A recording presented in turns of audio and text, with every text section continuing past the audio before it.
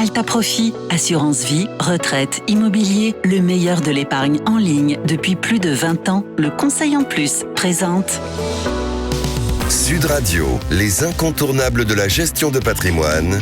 Thomas Binet. Nous nous retrouvons comme tous les jeudis avec notre consultante Catherine Boddenot, directrice marketing, offre et communication d'Alta Profit pour parler gestion de patrimoine. Bonsoir Catherine. Bonsoir Thomas. 70 ans, c'est toujours un chiffre dont on parle en gestion de patrimoine parce que c'est l'un des âges clés dans cette fameuse gestion et ça concerne l'assurance vie du coup. Alors première question Catherine, pourquoi ces 70 ans représentent-ils une étape importante ? En matière d'assurance vie, l'âge de 70 ans marque un tournant. Parce qu'en fait, il va impacter la fiscalité qui sera appliquée au moment de la transmission. Sur les primes qui sont versées avant 70 ans bénéficient d'une fiscalité très avantageuse, avec un abattement de 152 500 € par bénéficiaire. Ah oui. Après 70 ans, pour les primes qui seront versées après cet âge-là, l'abattement est réduit à 30 500 € et surtout, il est à partager entre tous les bénéficiaires. Donc vous voyez que c'est vraiment un âge charnière. Alors du coup, que ces sommes aient été versées avant ou après 70 ans, c'est bien sûr le capital tel qu'il est valorisé au moment du décès, précisons-le, qu'on applique l'abattement qu'on vient d'évoquer pour calculer le droit de transmission. J'ai bien compris ? Non. J'ai pas bien compris, alors allez-y. Non. Et c'est justement là qu'il y a un intérêt tout particulier pour les sommes qui sont versées après 70 ans. Alors, on revient. Allez-y. D'abord, les primes versées avant 70 ans. Là, effectivement, vous avez raison, c'est le capital tel qu'il est valorisé au moment du décès qui va être pris en compte. Maintenant, si on prend les primes qui sont versées après 70 ans, en fait, on va prendre en compte uniquement les primes versées et on exclut les intérêts ou les plus-values réalisées jusqu'au moment du décès. Et donc, imaginez que vous ayez versé une certaine somme à 70 ou 71 ans. Vous avez devant vous encore au moins 10 ans ou 20 ans pendant lesquels ces primes vont être valorisées.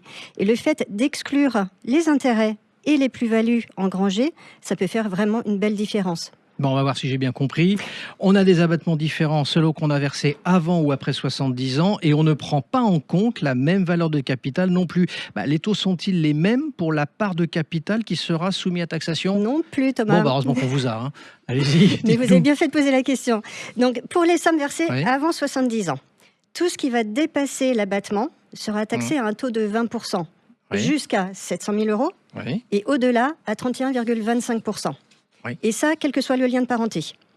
En revanche, pour les primes qui auront été versées après 70 ans, là, on va rentrer dans le cadre du barème des successions et donc ça va dépendre du lien de parenté.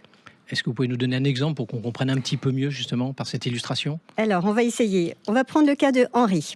Henri, il a versé 200 000 € sur son contrat d'assurance vie. Au moment de son décès, ces 200 000 € sont devenus 250 000 €. Et il a désigné 2 bénéficiaires par parts égales. Donc, chaque bénéficiaire va toucher 125 000 €. On va prendre le premier cas. Si Henri a anticipé, s'il a versé ces 200 000 € avant ses 70 ans, les 2 bénéficiaires toucheront leurs 125 000 € sans aucune taxation, puisque les sommes sont inférieures à l'abattement.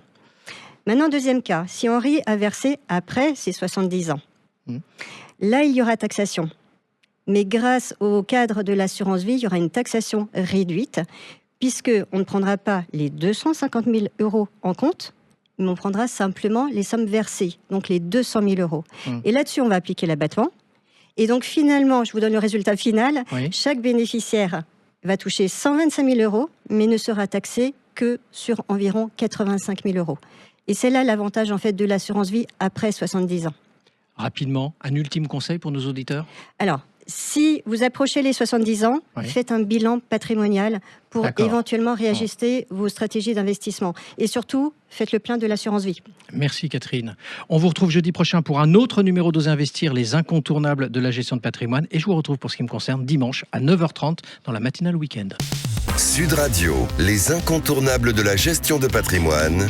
Thomas Binet. avec Alta Profit, assurance vie, retraite, immobilier, le meilleur de l'épargne en ligne depuis plus de 20 ans. Le Conseil en Plus.